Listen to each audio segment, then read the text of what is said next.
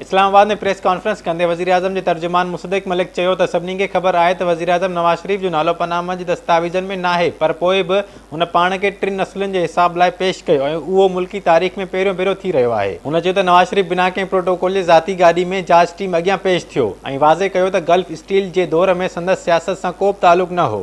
वज़ीर-ए-आज़म बग़ैर किसी प्रोटोकॉल के और बग़ैर अपनी प्राइम मिनिस्टर की सिक्योरिटी एपरेटस के कल हाजिर हुए हैं अपनी ज़ाती गाड़ी में बैठ के तफ्तीशी टीम के सामने।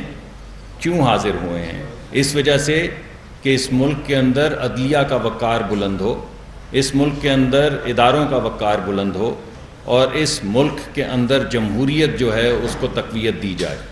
संदसि चवणु हो त नवाज़ शरीफ़ आइन ऐं कानून जी बालादस्ती ते यकीन रखे थो, पर JIT जेको रवैयो शरीफ़ कुटुंब सां हली रहियो आहे तंहिं में तासुब ऐं धुर हुअण जी बू अची रही आहे। जब ये गल्फ 1970 यानी वो दिहाई 1970-72 जिसका आप हिसाब मांग रहे हैं, उस वक्त मेरी उम्र 22-23 साल थी। मैं कॉलेज से निकला था, ना मेरा सियासत से कोई ताल्लुक़ था। मुसद्दिक़ मलिक चयो त JIT पाण एतराफ़ कयो त हिकु नामालूम शख्स हुसैन नवाज़ जी तस्वीर लीक कई कि JIT ने यह माना कि उन्हीं की ज़ेर सरकर्दगी एक अननोन नामालूम शख्स जिसका ताल्लुक़ एक नामालूम इदारे से है, उसने ये तस्वीर लीक की, उसे उस नामालूम इदारे में वापस भेज दिया गया और एक नामालूम कार्रवाई उसके खिलाफ की जा रही है। हुन मौक़े ते दानियाल अज़ीज़ चयो त इमरान ख़ान जेके गुड खोटिया तंहिं में हाणे पाण ई मुंहुं भर किरी रहियो आहे। अदालतुनि मां रुपोश करार ॾिनल इमरान ख़ान हाणे भॻल आहे ऐं झड़ती खां डिॼी पहाड़नि ते चढ़ी वेठल आहे। हुन चयो त इमरान ख़ान राशिद ख़ान जे हवाले सां मनी ट्रेल जो कागज़ पेश कयो। उहो कीअं थो थी सघे त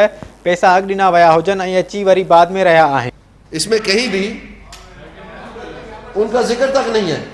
ये सिर्फ पता चल रहा है कि राशिद खान को मिला कब? जुलाई 29, 2002। डेट्स जो है ये फिर सारी आउट है।